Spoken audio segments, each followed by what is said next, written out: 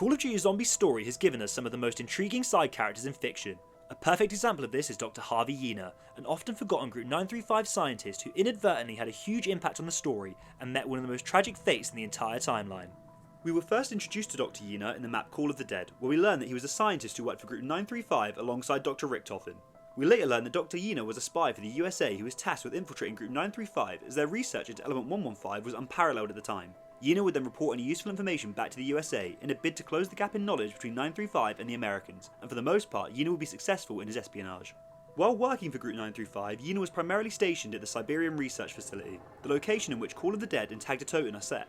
While at the Siberian facility, Yena would create his own wonder weapon, the Scavenger. Yena's creation of the Scavenger is referenced in the weapon's upgraded name, the Hyena Infradead, which can of course be read as H. Yena, clearly referring to its namesake, Harvey Yena. Alongside constructing the Scavenger, Yena would also be involved in Richtofen's experiments to uncover the secrets to unlocking the mind's involuntary obedience system in an effort to control the undead. One of the more notable and impactful of these experiments was performed on one of Richtofen's test subjects, a Mexican named Pablo Marinas, a character who would go on to have huge ramifications in the greater story.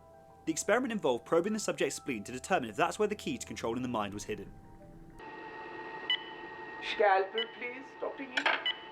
Scalpel, Dr. Richtofen.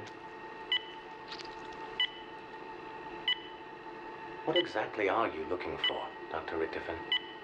We are attempting to locate an appropriate stimuli that will trigger the brain's involuntary willingness to obey command. Ah, there we are. Forceps, Dr. Yena, if you please. Forceps, Dr. Richtofen. But the liver and kidneys? Or spleen? Our goal is to unlock the barrier to the human mind. With Element 115, it is important that we explore every possibility. The barrier may be where we least expect it. There we are. Retractors, please. During this experiment, Yena would lose grip on his forceps while Richtofen was operating on Pablo's spleen, causing the experiment to fail and presumably killing Pablo. The failure of this experiment would enrage Richtofen and led him to accuse Yena of being a spy attempting to sabotage his research. Dr. Yena, do you have a firm grip? You are shaking. I'm ready. Please, proceed. Injecting serum in 3, 2, 1. Hold it open. The injection is nearly complete. I can't hold this grip. Well, I guess the barrier isn't in his spleen. Nincompoop! You did this. I knew it. You let go on purpose.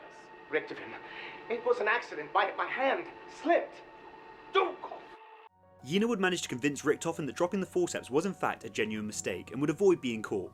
Yena was also able to regain some favour with Richtofen following the suggestion of infusing the Russian test subject's 115 injections with vodka in a bid to increase their effectiveness, which it did.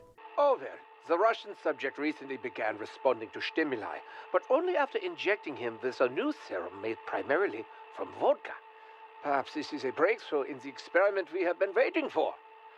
Perhaps I was too harsh on Dr. Yena. It was he, after all, who suggested the vodka serum. Credit where credit is due. Despite this buying Yena more time, he realised the immense risk that came with Richtofen's suspicion, and as a result, Yena decided that he had no choice but to remove Richtofen from the equation. In order to achieve this, Yena would contact Dr. Maxis and inform him of Richtofen's growing paranoia and mental instability, claiming them to be a result of overexposure to Element 115. Upon receiving this report, Maxis would have Richtofen removed from the Siberian facility and transferred to the Dries facility, in order to continue teleportation experiments under his watch. After learning of his relocation, Richtofen was furious, and again correctly accused Yena of being a spy set on destroying Group 935 from within.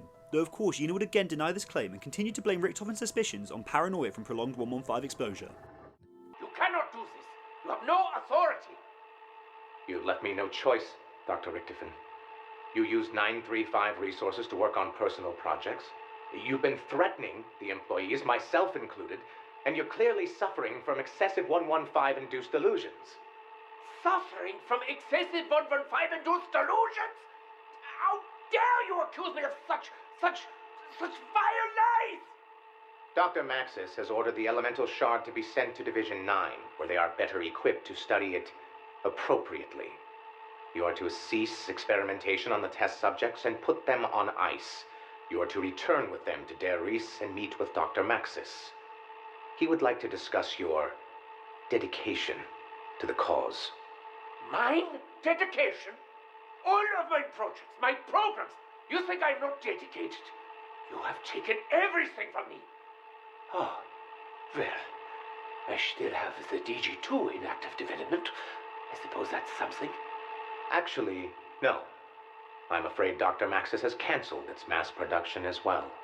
Scheiße! This is all you're doing. You are intentionally sowing discontent. You are trying to destroy us from within. You're working for the Americans, aren't you? You're a spy. Just like Dr. Peter McCain. Dr. Maxis would never have hired Americans, no matter how much genius they have. No, Dr. Richtofen, that's your paranoia talking. You've been exposed to Element 115 for too long. I'm just a loyal servant to Group 935 trying to protect its interests. Now, if you have any issues, I suggest bringing them up with Dr. Maxis. Oh, don't you worry, little lying apple pie brain, Herr Yena. I intend to bring up a great many things with Dr. Maxis. Following Richtofen's removal from the Siberian facility, Dr. Yena would continue to carry out research at the site until the eventual disbandment of Group 935 at the end of the Second World War. With the defeat of Germany at the hands of the Allied powers, the resources of Group 935 were due to be split evenly between the Russians and the Americans, thanks to a deal arranged by Richtofen with the two superpowers. This deal was part of Richtofen's plan to ensure the survival of Group 935's research in the event of the group's collapse. Dr. Yena was now faced with two choices: return to America and his former life having successfully completed his mission, or continue his undercover work and side with the Russians. Ever the opportunist, Yena would decide to go with the Russians, seeing this as the perfect opportunity for America to essentially double their 115 research efforts, with him providing any information which he and the Russians uncover to the US. After siding with the Russians, Dr. Yena, along with two Russian scientists named Dr. Anton Gersh and Dr. Yuri Zavoysky, would form the Ascension Group, which is in essence the Russian evolution of Group 935. The Ascension Group's primary goal was to reach the moon before the Americans, in order to claim Group 935's moon base, Griffin Station, as their own. While working on their lunar program, the Ascension Group would receive a distress signal from an abandoned 935 research station in Siberia, the very same research station that Yena had worked in years prior. Now remember the failed experiment on Pablo Marinas from earlier, in which his spleen was removed and he was presumed dead? Well, it turns out that Pablo had in fact survived. Upon his supposed death, his body was thrown into the frozen waters of the Tunguska River, preventing his body from decaying. This, along with the huge amounts of element 115 that Pablo had been exposed to during testing, allowed him to survive in a state between life and death. I won't go too in depth on Pablo's story in this video, as his story is one of the most important in the entire timeline. For now, all we need to know is that he was the one sending the distress signal, and that he also had information on how to construct an artifact known as the Agarthan device. Upon hearing this, Dr. Yena's interest was piqued, as he'd previously heard Richtofen discussing the Agarthan device and its limitless abilities. Yena would then ask Pablo, whose identity was still a mystery at this point, what would be required to create the device. Pablo would inform him that in order to craft the Agarthan device, he would require the blood of an apothecan elder god whose body was lost at the bottom of the ocean. Yena would agree to obtain the blood in return for Pablo's cooperation and rescue, though before they could set to work collecting it, Pablo gave a word of warning, advising Yena and the Ascension Group to bring in the apothecan blood as soon as possible, as if it was left exposed to the elements for too long, it could have dire consequences. He says we must bring him the blood of an ancient creature. He gave us the coordinates. It's at the bottom of the ocean. Recovery will not be cheap. Well, we do not need the creature, only its blood.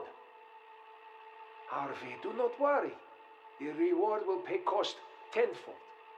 This is how the Ascension Group leads charge into New World. I understand. And there was one more thing. He warned us to bring him the blood straight away. When exposed to the elements for extended amounts of time, it becomes volatile and unstable. He warned us the blood is alive. Let us worry about collecting it first. We will decide the next move after this, Dr. Yena. Of course, Dr. Gersh. Yena and the Ascension Group would go on to collect the apothecon blood from the bottom of the sea, with Yena in complete disbelief at the enormity and otherworldly nature of the creature. Upon arriving back at the Ascension facility, Yena and Gersh would decide that before giving the blood to Pablo as planned, they would first study it in order to learn what secrets it may hold. While experimenting on the blood, Yena would learn that the blood was seemingly sentient and would react to their probing. He would also discover that the blood was receiving large influxes of energy from the negative space between its molecules. He would then theorise that this negative space could act as some sort of gateway to another dimension or perhaps a black hole. Gersh would then use this theory as the basis for creating the Gersh device. Following all of their experimentation, Yena would notice something worrying about the blood, that being that it appeared to be getting more angry due to the constant experimentation. Send what research you've done to myself and our weapons team. Be sure Yuri Zavoysky is included in the brief. Of course, but I will remind you we need to be careful. We've noticed the blood has been changing composition, as if reacting to all our probing and prodding. Reacting? How so? I'm not sure how to explain it, but it feels like the blood's getting angry. A side note to mention is that at some point following the collapse of Group 935, the Russians had come into possession of Richtofen's diary. Dr. Yuri Zawoyski would spend much of his time obsessing over the diary, leading him to become corrupted by the dark ether, and as such he began to hear the voice of Samantha Maxis, who would manipulate Yuri and slowly drive him insane. Yuri and Gersh would continue to work on the Gersh device, until eventually Yuri's erratic behaviour led to him being removed from the project. This would infuriate the already unstable Yuri, and would eventually lead Samantha to convince him to lure Gersh into one of the labs and push him into the Gersh device, where he would be presumably killed. Immediately realising the consequences of his actions, Yuri would begin to panic. Samantha would then instruct him to enter the Gersh device so that she could send him somewhere else. For now, this is all we need to know regarding Gersh and Yuri, as their stories too will receive their own videos in the future. With two of its founding members missing, the Ascension Group would descend into chaos. Yena, being the last remaining founder, would temporarily take charge of the Ascension Group, much to the dismay of the other scientists and researchers due to him being an American. Yena would manage to regain some form of control over the group and will make it abundantly clear that it was not his intention to take over or lead the Ascension Group permanently. He would then propose that the group carry out their initial plan and deliver the apothecan blood to Pablo. Comrades, that is enough! Now, as it stands, we must account for the facts. 2 days ago, one of our research facilities was attacked. All personnel are dead, with the exception of Dr. Gersh and Dr. Zawoyski, who are both still missing. What about foreign intruders? We do not know. They have not been recovered. Now, I know what Dr. Gersh and his work meant to this organization. However, all is not lost. We must remember that. All is not lost. We have no leader. Who is going to lead us now? You? An American? Нет. I'd remind you to think before you speak, comrade. I am one of the founding members of this organization, and you are someone who has forgotten their place in it. I am not saying I should lead it. Frankly, I would rather not.